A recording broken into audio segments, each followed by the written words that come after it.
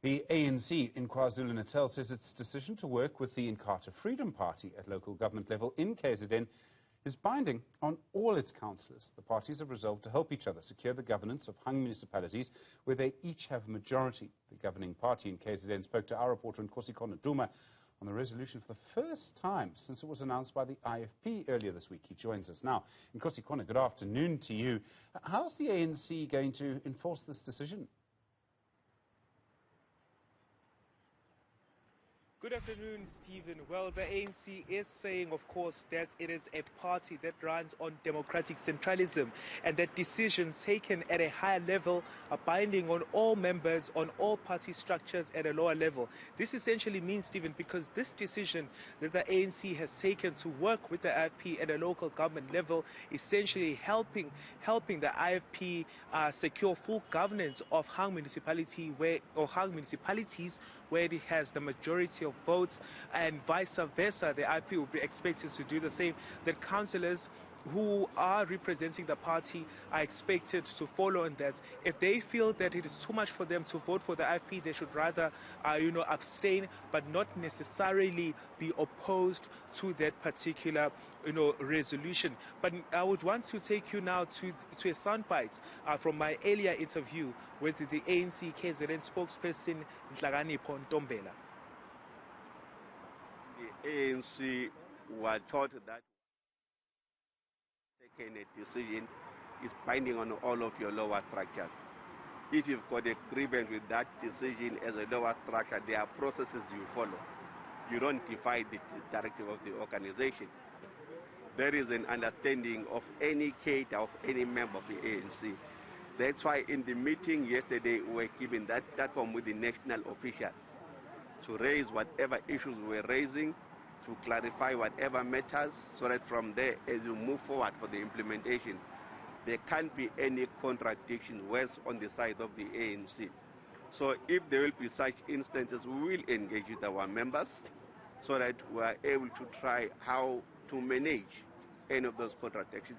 We are not denying that there might be those contradictions, but it's a reality you must face as it comes up. Nkosikhona, I mean, it's such an interesting decision. It also means that it's going to be very interesting to see what happens when these councils actually meet and what actually happens.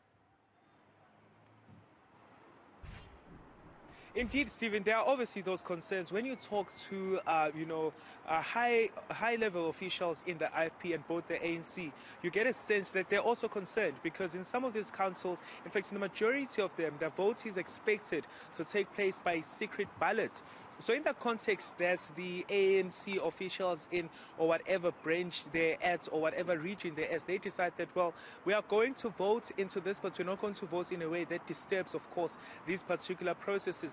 There are fears that there might be disobedience of this resolution. And of course, this fear and concern, Stephen, is grounded on recent history of the ANC. We know that in the city that I'm joining you from, eThekwini, not very far in fact from the ANC headquarters in KwaZulu-Natal, where I had that engagement with the spokesperson of the party, Nkosikhona Duma.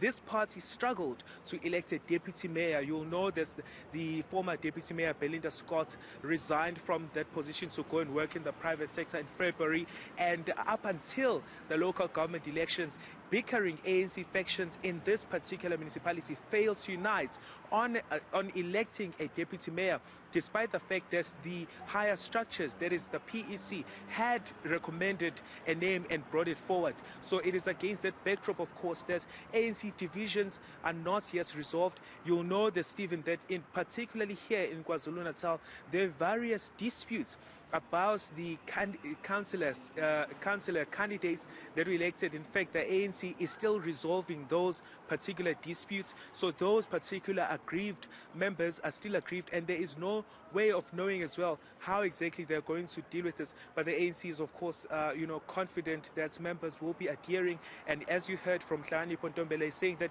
they'll be dealing with disobedience case by case, and they're just hoping that we don't, observe more drama as that particular process unfolds. On both parties, by the way, because there are also IFP members who are not happy about this particular resolution because it touches a very essential part of people's lives and their livelihoods. So people who had positioned themselves to become mayors and deputy mayors and speakers in particular regions and felt they had a good chance, they now have to relinquish those particular ambitions, and that's not an easy thing to do. Nkosikhona, I mean, and that's even before we take into account the very long history between the IFP and the ANC, one coming from the other back in 1975, but of course the difficult history between them. Any chance of predicting what's going to happen next week? I mean, what people want is for councils to actually form, for people to take the oath, for mayors to be elected, and yet it would seem unlikely that it's going to be an entirely smooth process. There are also smaller parties that might try and mix up things, stir things up a little bit. Stephen, I think that's a fair point you're making because we've already seen those dramatic events happening. The ANC, of course, in the Abaqulusi municipality here in KwaZulu-Natal, they were the councillors who are in that particular municipality had not yet been conscientized and sensitized. I'm using the words that were used by Dlani Pontombela here about this particular resolution because the ANC is saying that it is only this weekend that they'll be going out, of course, to various localities in the province to inform them of this particular resolution. We saw that's what happened in Abaqulus yesterday. There were dramatic events where some ANC members were also disturbing that particular process, despite, of course, this resolution having already been announced by the IFP earlier this week. We also saw there's the EFF as well trying to nominate its own candidates in that particular municipality for the position of speaker.